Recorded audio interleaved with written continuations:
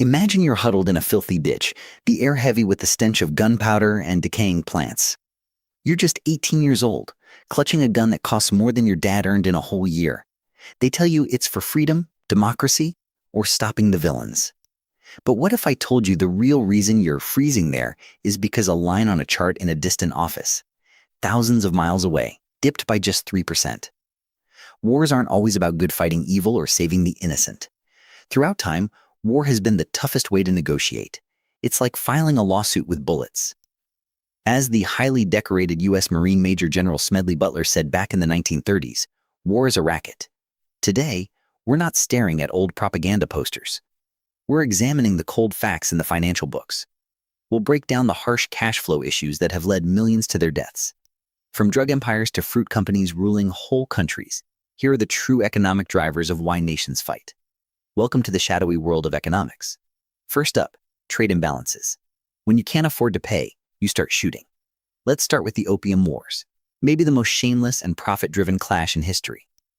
If you think big companies today are cutthroat, wait till you hear about the British East India Company. To get this, we need to rewind to the mid-1800s. Picture yourself as a British trader in the 1830s. Your nation is hooked on tea. It's the fuel powering the industrial boom. Brits are gulping down tons of it each year, and there's only one spot to get it: China. But here's the problem. China didn't want anything Britain was selling. British wool was too rough for the humid climate, and their fancy gadgets? The Qing Emperor bluntly told King George III, "We have everything we need. I don't care for your strange or clever items, and I have no use for your factory's products." This led to a huge trade gap. Britain was buying tea with silver, and their silver stocks were vanishing fast. In simple terms, Britain was losing money like blood from a wound. They were on the edge of a money crisis. They needed something the Chinese would buy over and over in huge amounts to get that silver flowing back. So, the British Empire turned into the biggest drug gang in the world. They grew opium in India, which they controlled, processed it, and snuck tons of it into China illegally. Opium wrecked lives, tore apart families, and shattered society. But for the economy, it was a game changer. By the late 1830s, the trade had flipped. Silver poured out of China and into British hands. An estimated 12 million people in China were addicted. The plan succeeded. But then China's leaders tried to enforce their own rules. In 1839, a tough official named Lin Zexu showed up in Canton. He wasn't playing games. He arrested dealers, grabbed pipes, and in a bold move seized over 20,000 chests of British opium, worth millions today, and dumped it into the ocean after mixing it with lime and salt. If you're an average person, you see a government cracking down on drugs. But to British leaders in 1839, it looked like theft of property and lost profits. They didn't admit they were wrong for pushing drugs. Instead, they claimed China was breaking free trade rules. Pressured by merchants losing cash, Parliament sent the Royal Navy. This wasn't a fight for land. It was a battle to force a country to buy drugs so Britain could balance its budget. The tech difference was brutal. British steam-powered boats like the Nemesis crushed China's wooden ships. It was a one-sided slaughter. The outcome was the Treaty of Nanking in 1842, a deal dripping with economic cruelty. First, China had to pay Britain 21 million silver dollars for the war and the ruined opium. Think of it like the DEA raiding a drug ring and then the government owing the criminals for the seized goods. Second, China opened 5 ports for British trade. Third, they gave Hong Kong to Britain as a permanent base. The lesson? The Opium Wars show the first law of global power. If a trade deficit grows too big, it can spark a real shooting war. Britain basically bombed China into addiction to protect the pound. It wasn't hatred. It was about fixing the money books. Second, corporate power over nations. Dying for a banana.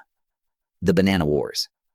If the Opium Wars were about a government acting like a business, the Banana Wars were about businesses acting like governments. Jump ahead to the early 1900s. The US is becoming a world superpower. In Central America, a new fruit is hitting American stores: bananas. But bananas are tricky. They spoil quickly. To profit, you need total control. The farms, trains, ports, wires, and ships. You need full ownership on a huge scale. Enter the United Fruit Company, now Chiquita, and Standard Fruit Company, now Dole. These weren't just growers. In places like Honduras and Guatemala, they were the whole economy. In Honduras, United Fruit ran the railroads. If you wanted to travel or ship goods, you paid them. They controlled the telegraphs and paid no taxes. This birthed the term Banana Republic. It's not just a store name. It's an insult for a shaky country whose economy relies on exporting one thing, ruled by a greedy, self-picked elite. But here's where the fighting starts. What if locals demand better pay, land changes, or to stop a foreign firm from owning 70% of their farmland?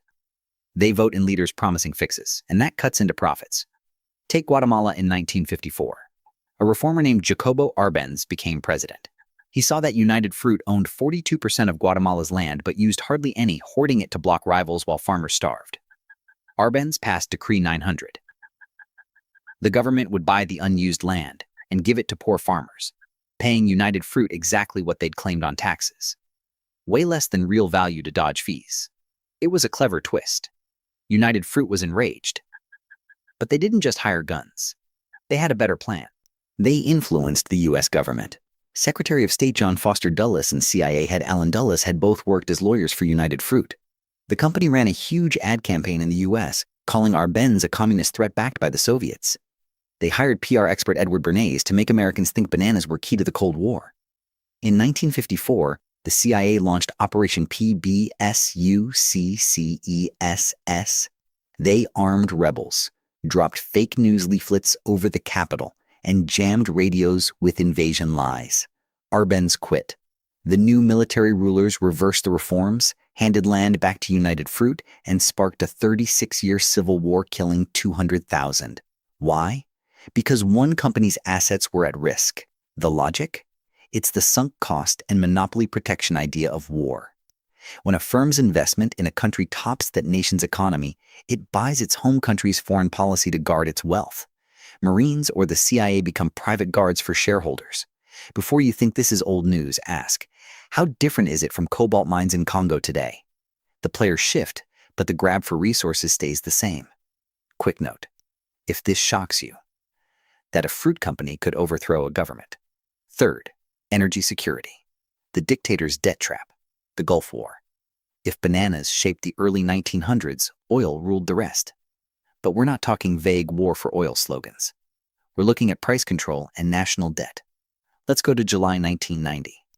You're Saddam Hussein, Iraq's leader, with a fancy mustache, a gold palace, and a huge mess. You've just ended an 8-year war with Iran.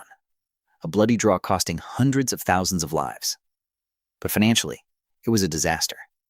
Iraq owed $80 billion, much to neighbors Kuwait and Saudi Arabia, who lent money to fight Iran. Your bank is empty, and oil is your only income.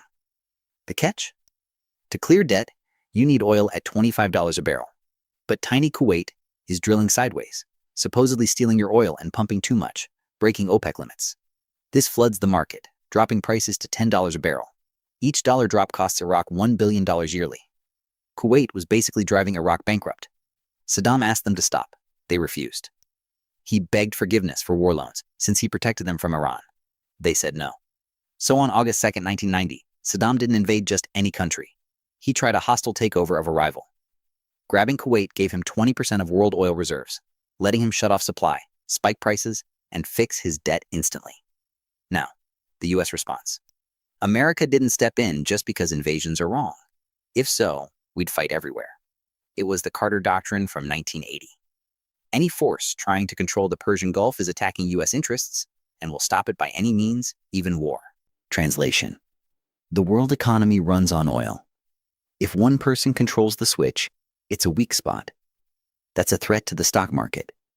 The Gulf War wasn't about stealing Iraq's oil for America. It was about market stability, stopping a monopoly. If Saddam took Saudi Arabia and Kuwait, he could choke Western economies. The coalition bombed Iraq's army to keep oil flowing freely for Western use. The point, wars often fight not to grab resources, but to keep them moving. A supply blockage is like a heart attack for modern economies. Countries will kill to keep the pipelines open. Fourth, resource blockades. The fight for water. The Six-Day War. Now, from black gold to blue gold. Most think the 1967 Six-Day War in the Middle East was all about religion, land, and groups. Sure, those mattered. But check government papers from 1964 to 1966.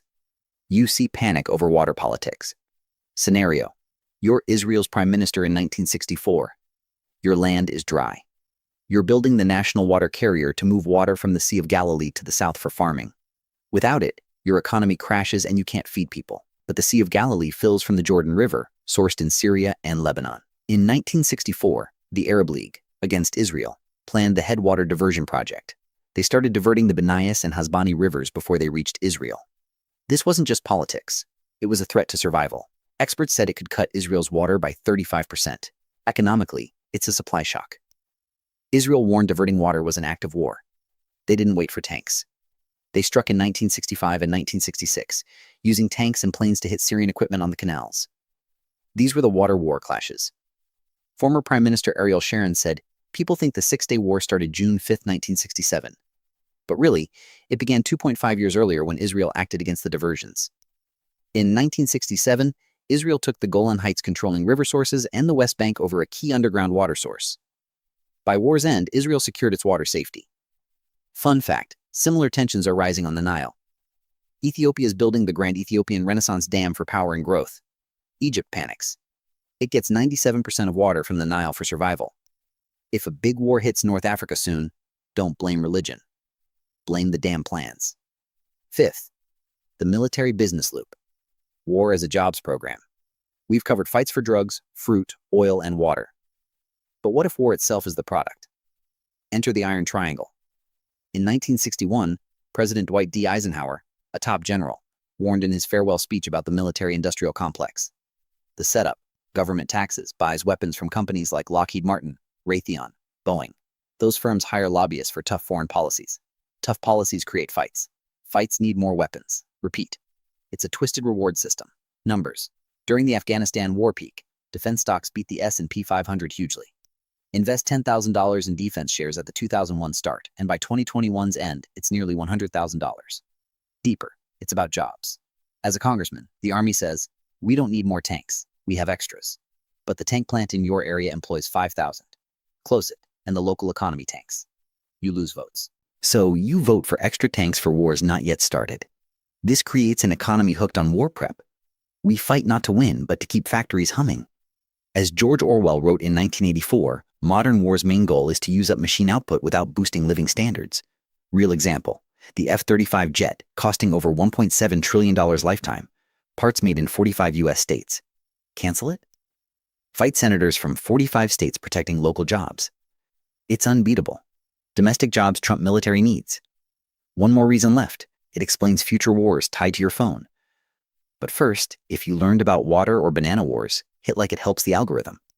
Do we truly require this tight link between the military and big companies to keep our nation safe? Or is it really just a sneaky way for businesses to profit from ongoing threats and wars? Let's debate in comments. Sixth, tech dominance. The Silicon Shield, Taiwan, and the chip battle. Finally, the now and tomorrow. If you're watching in 4K, listening via Bluetooth, or checking crypto on your phone, you're using the most precious thing ever. Not gold or oil. Semiconductors, especially advanced logic chips. These power everything from toasters to missile systems. The scary bottleneck. One firm on one island controls the world. That's TSMC in Taiwan. Fact, TSMC makes about 90% of top chips under 10 nanometers. This is the Silicon Shield. Taiwan's so key that the West must protect it. Not for kindness, but survival. If Taiwan falls or TSMC is wrecked, the global economy halts. Not a downturn. A depression worse than 1929. Scenario. As China's leaders, you want Taiwan for history and politics, but you need those chips too. Invade and destroy factories, your economy crumbles. As the US, you need TSMC for F-35 chips. Can't let China control the chain. This creates mutual assured economic destruction. Stakes are so high. The US hints at a scorched earth plan. If China invades, blow up TSMC to deny it to them. Think of the madness. Wrecking factories worth billions just to avoid losing the war's financial edge. This is the chip war. That's why the US passed the CHIPS Act in 2022, investing $52 billion in domestic chips to spread production before a crash. War here isn't about land. It's stopping a supply monopoly. It's Opium War 2.0, but for sand and circuits instead of tea and drugs. Final thoughts. The bloody balance sheet. What did we uncover? We tell stories about war. Statues, songs, talk of glory and freedom. For soldiers, that's real. Their bravery matters. But for planners, kings, and investors, It's colder. Britain didn't despise China. They craved trade winds. United Fruit ignored communism. They wanted land value. Saddam didn't covet Kuwait's sand. He wanted market control. Future wars won't be ideological. They'll be over water levels and chips. Butler was spot on. War is a scam. Business by violence. It's when resource fights get so fierce that killing costs less than losing the market. Next time a conflict breaks in a distant place, don't just see flags. Check imports, exports, follow the cash. Ideals shift, borders change. But economics always wins. If you want to see how money fails when guns are silent, check my video on hyperinflation destroying nations. It shows economic war hitting your pocket. If this dark history dive helped, smash like. It tells the system you want truth over myths. Subscribe, hit the bell, and stay tuned for more. And always, verify sources and check the books. Thanks for watching.